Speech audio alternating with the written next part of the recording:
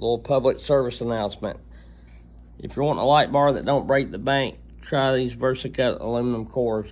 This is not a paid promotion. I'm not gaining anything. I'm just wanting to share this. Now, I don't know how long they last. You know, they probably don't last as long as a steel bar or something like that. You know, they don't have a replaceable tip.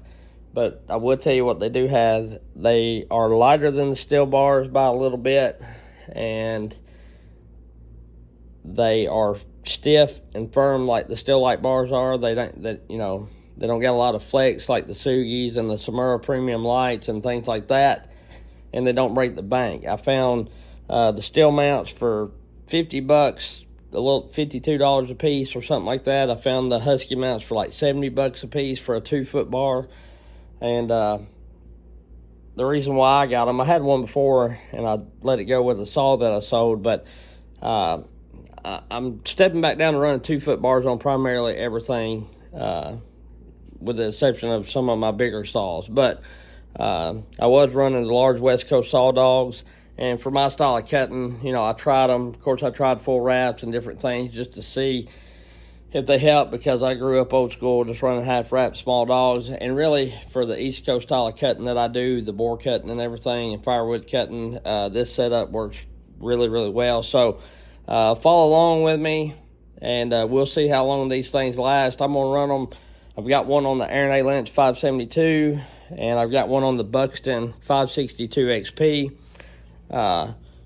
And these are going to be 2 saws that I primarily run for the next little bit, because it's been a while since I run this one. I was running the Buxton 572. Both of them's great saws, but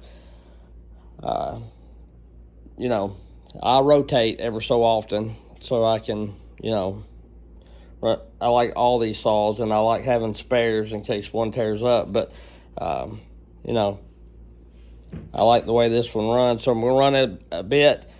And you know, if you want a bar that don't break the bank, I'd check them out. I know other guys run them and stuff, but the flex is good. They don't feel cheap. They're not flimsy. You're not going to throw your chain every time you go to boar cut.